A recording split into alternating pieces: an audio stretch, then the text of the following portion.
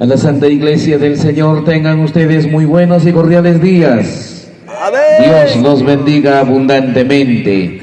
Y gracias por esta santa reunión en esta vía pública, en la cual nosotros tributamos y reconocemos la existencia de un ser supremo llamado Dios, quien nos da el sol, el aire, la vida y muchos favores. ¿Cuándo dicen amén? Amén. Aleluya.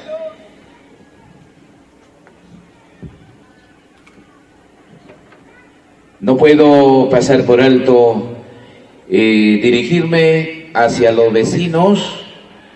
Perdonen la molestia, quizás estamos interrumpiendo sus labores después de unos largos días de trabajo. Merece usted descanso, pero esto no es de todos los días, queridos vecinos.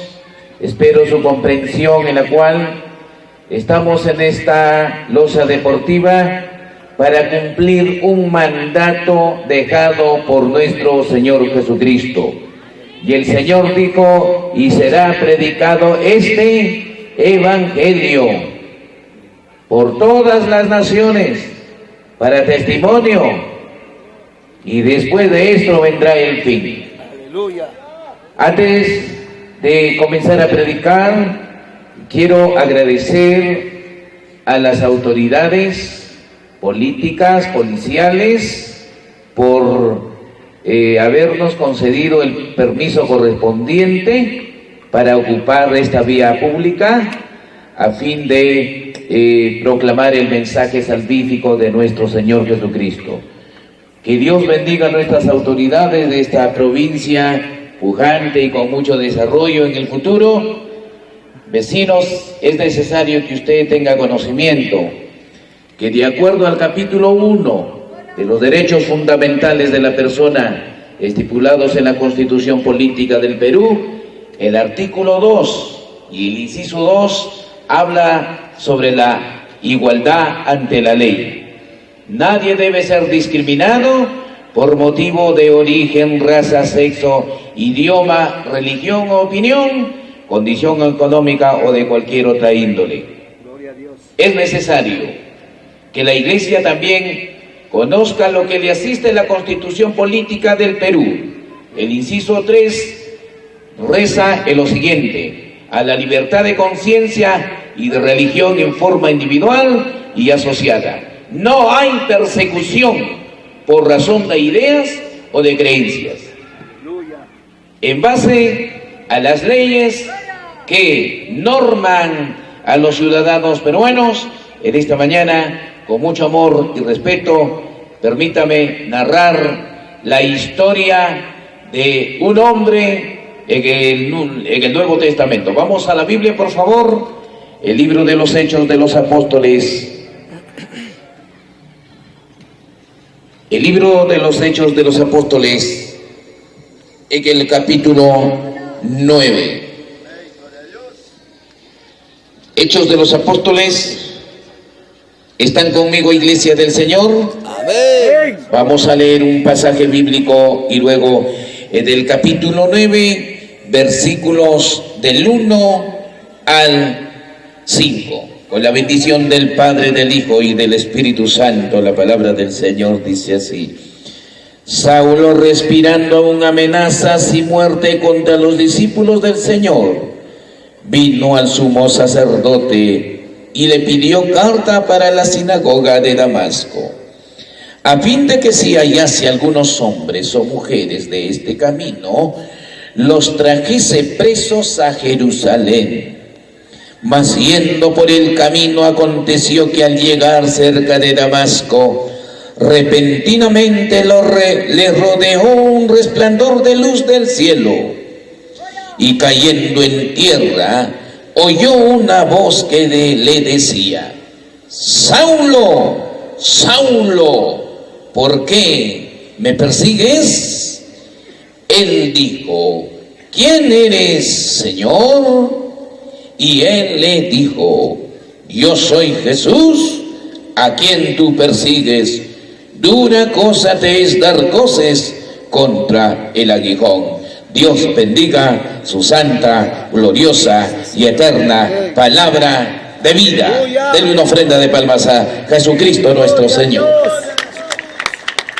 Aleluya. Los que tienen asiento pueden hacer uso de ella, por favor. Es muy conocido la historia de este hombre llamado Saulo de Tarso. No solamente en el ámbito cristiano, sino también Saulo es muy conocido y leído por muchos literatos e historiadores de muchos países del mundo. Sabemos que la Biblia ha sido traducida a muchos idiomas y por lo tanto tienen acceso, porque la Biblia es una biblioteca completa, donde hay riquezas de valores espirituales para las familias, para las personas y para toda una sociedad entera. ¿Quién era Saulo de Tarso? Veamos el contexto de su pasado. Saulo de Tarso, en primer lugar, había sido un fariseo, y como fariseo había sido preparado y estudiado en un famoso fariseo de aquella época. Me refiero al maestro Gamaliel, un hombre erudito, un hombre versado. Así que Pablo no era cualquier hombre, no era un hombre del vulgo, sino un hombre preparado.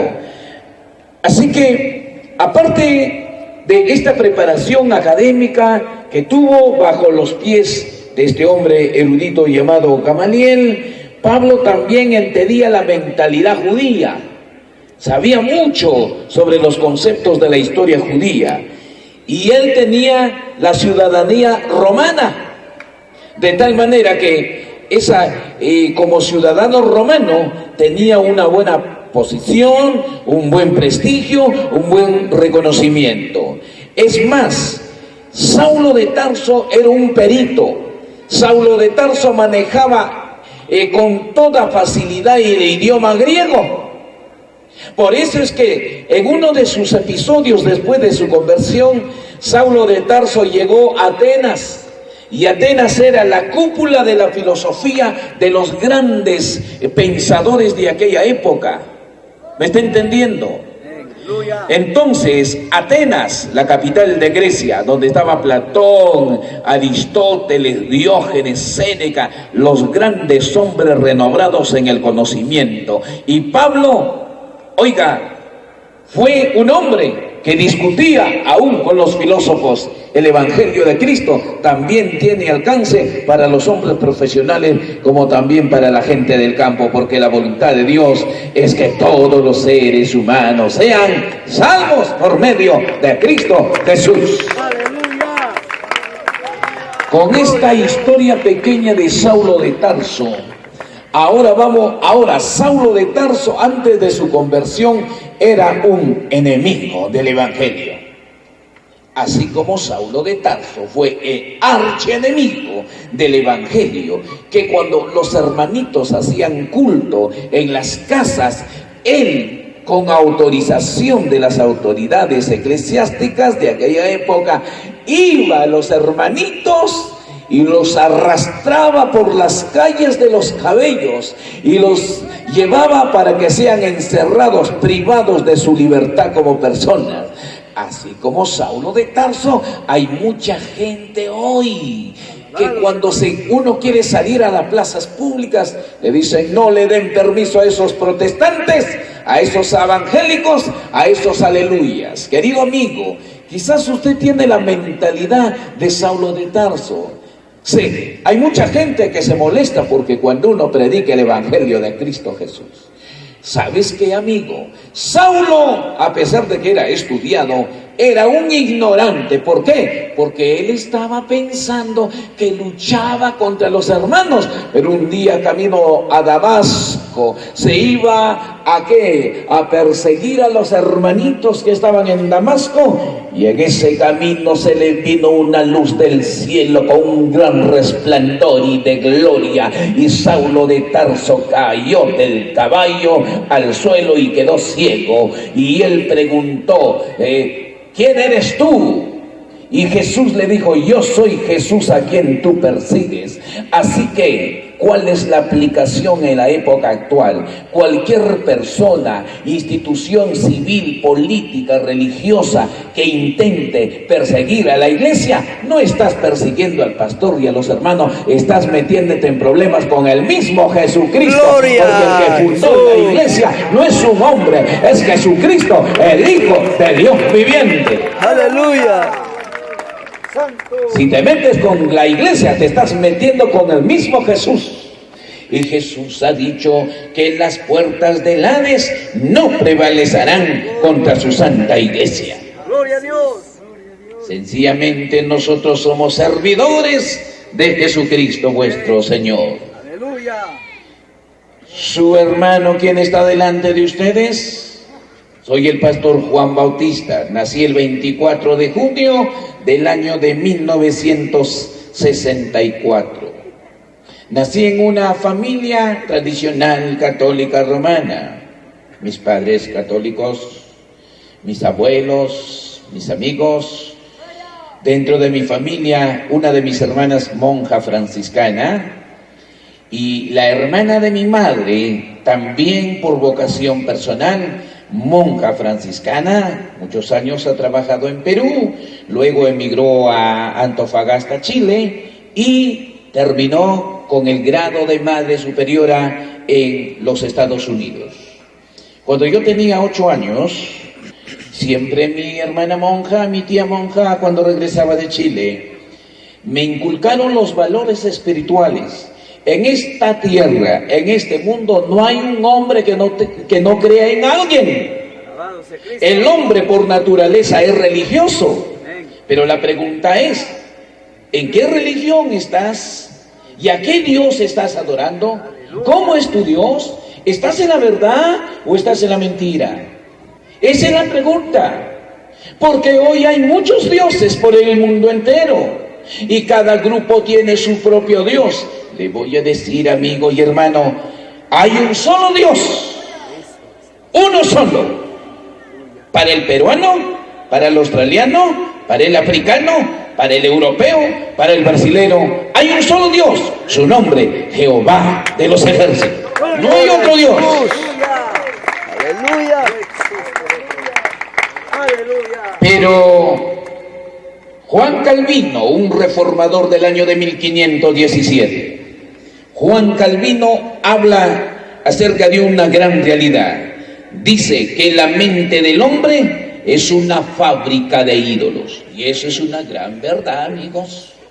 Y hoy vemos diferentes dioses en cada pueblo, en cada ciudad. Yo le voy a decir que están equivocados, amigos. Hay un solo Dios, el que creó los cielos y la tierra, el que te da vida, el que te da la lluvia. Ese es un solo Dios. Aleluya. Y Él es espíritu. Sí, Señor. Él es espíritu. No puedes verlo con los ojos, con ojos físicos. Él es el omnipotente, Él es el omnisciente y Él es el omnipresente. En esta mañana Dios está aquí en espíritu y en verdad. Y nosotros le adoramos a Él con todo ese corazón. Aleluya. Así que cuando era pequeño, mi tía monja siempre me inculcaba la forma de rezar el Santo Rosario y me llevaba a la misa de aquella ciudad donde nací. Así que crecí con ese corazón, con una tendencia muy religiosa en búsqueda de un Dios. Pero le voy a decir algo en esta mañana. Mi tía monja me enseñó a rezar. Pero cuando yo voy a la Biblia, usted puede agarrar su Biblia, querido vecino, su Biblia católica, Nácar Colunga, Dios habla hoy, latinoamericana, Vulgata latina y anotada de Jerusalén, 5 versiones católicas romanas. Yo le voy a hacer una pregunta. Busque usted en esas Biblias la palabra rezar. No le encontrará la palabra rezar. Amigos, tu fe en Dios tiene que tener fundamento bíblico. Usted no se puede dejar llevar por enseñanzas raras y por corrientes ajenas a las Sagradas Escrituras. Todos los cristianos tenemos como fundamento de nuestra fe la palabra de Dios. Gloria a Dios. La palabra de Dios no puedes cuestionarla. La palabra de Dios no puedes demandarla ante un tribunal policial o terrenal. La palabra de Dios permanece para siempre y esta palabra se seguirá predicando hasta el día que Cristo venga. Gloria a A la Dios. costa, a la sierra, a la selva, a los ricos y a los pobres, a los intelectuales, a los policías, a todo el mundo entero. Y Cristo ha dicho que es necesario que sea predicado este evangelio a toda criatura. Así que por lo tanto estamos en ese propósito, queridos amigos, de tal manera que una cosa es rezar y otra cosa es orar, amigos. Tienes que entenderlo esto. Una cosa es rezar y otra cosa es orar. Jesús nunca rezó, ni los apóstoles, ni la iglesia primitiva, ni Mateo, ni Lucas, ni Marcos. La palabra correcta cuando usted quiere hablar con Dios es orar. Los discípulos le preguntaron a Jesús: Señor, enséñanos a orar, Amén. Aleluya. no a rezar. Hay que corregir ese aspecto en su vida. Te estoy enseñando con altura, con amor, en fundamento de la palabra de Dios, a su nombre. Gloria a Jesús. Ahora, como me enseñaba mi tía monja, tenía que arrodillarme delante de una imagen y persignarme, y rezando, y rezando, y rezando. Yo iba creciendo en ese ambiente muy religioso, pero cuando tenía ya 13, 14 años, mi padre me preguntó: y cuando tú tengas ya conocimiento de causa, cuando seas adulto, joven, hijo, ¿qué vas a estudiar? Y como yo estudié en un colegio de monjas, le dije: papá, yo voy a ser sacerdote, porque aquí en la familia hay 2 monjas, falta un cura, y yo voy a ser ese cura. ¿Qué dices, papá? Y mi padre muy contento y muy feliz. Mi hermana monja me felicitó y me dijo: qué bueno, Juan, y tú tienes, tu nombre se llama Juan Bautista. ¿Sabe por qué mi padre me puso Juan Bautista? Porque en aquella ciudad donde yo nací, el patrono de ese pueblo es San Juan Bautista. Y nací el 24 de junio. Mi padre me puso Juan Bautista en honor al ídolo. Ahora escuche esto, por favor. No estoy censurando, estoy narrando mi historia personal. Amén. No vaya a decir: ese pastorcito, aleluya, ha venido a censurarme, ha venido a criticarme. No estoy criticando, sino estoy viendo, narrando la historia de un estado a otro. ¿Y quién pudo hacer ese cambio de un estado a otro? De las tinieblas a la luz, de la mentira a la verdad. Cristo Jesús, el que reina por los siglos y de los siglos. Él está presente en esta mañana. Gloria a Dios. Bendito sea Dios. De tal manera que yo decidí estudiar por vocación propia. De manera, mi vocación era tan fuerte. Yo entré al sacerdocio, ¿sabe para qué? Para ayudar a la gente pobre, para ayudar a la gente necesitada, en los asilos, esos niños abandonados en las calles, porque esa gente necesita ayuda. Por eso yo entré en el ámbito religioso y hasta el día de hoy no ese fervor, ese espíritu por amor a la gente pobre sigue latiendo en mi corazón. Aleluya. A mí me incomoda la injusticia que hay en la sociedad civil. Aleluya. No nos olvidemos que Dios es amante del derecho y Dios es justo, aleluya. Y nosotros proclamamos desde los púlpitos cómo debe vivir una sociedad, una familia, bajo los lineamientos de la palabra de Dios, para que sean bendecidos por medio de la obediencia a Dios y a su santa palabra. A su nombre, gloria a Dios. Aleluya. Hermanos, permítame en este tiempo narrarle algunos episodios. Para mí mucho más importante que el testimonio es la palabra de Dios. Todos los que estamos aquí tenemos un antes, pero tenemos un después. ¿Amén o no? Gloria a Jesús. Quizás, queridos amigos, usted habrá conocido a muchos pastores que están aquí, o hermanas, antes. ¿Cómo era su vida antes? Desenfrenada, el libertinaje, con mal ejemplo, en la borrachera y tantas cosas. Ahora usted ve las cosas diferentes. Y mucha gente dice, ¿cómo ha cambiado ese vecino? Mira, es una persona diferente. Mira, antes era un mujeriego y ahora es un hombre fiel que guarda sus votos matrimoniales ante Dios y ante la sociedad. ¿Sabe? El mundo entero hoy necesita urgentemente de un cambio. A veces los presidentes, los congresistas, las grandes autoridades hablan de cambio en una sociedad, pero lo primero que deben empezar es que ellos cambien primero. Y el único que puede hacer el cambio en el alcalde, en el arquitecto, en el policía, en el sacerdote, en el profesor, es Cristo. El cambio comienza en el corazón, internamente. Aleluya. Eso se llama el Evangelio de Cristo Jesús. Gloria a Dios. Santo. Cuando el apóstol Pablo llegaba de ciudad en ciudad, antes era perseguidor enemigo del Evangelio, después se convirtió en un atalaya, en un pregonero, en un hombre que hablaba de Cristo porque él lo había cambiado. Y Pablo, en cada ciudad donde iba, habían grandes transformaciones, provocaba una revolución. Pablo no usaba, para hacer una revolución en una ciudad, no usaba las armas materiales. El arma que Pablo usaba era la palabra de Dios. Cuando esta palabra cae en el corazón del hombre, el corazón de la mujer, hay un cambio de adentro para afuera. Esto es lo que hace Dios y lo que hizo conmigo, señores.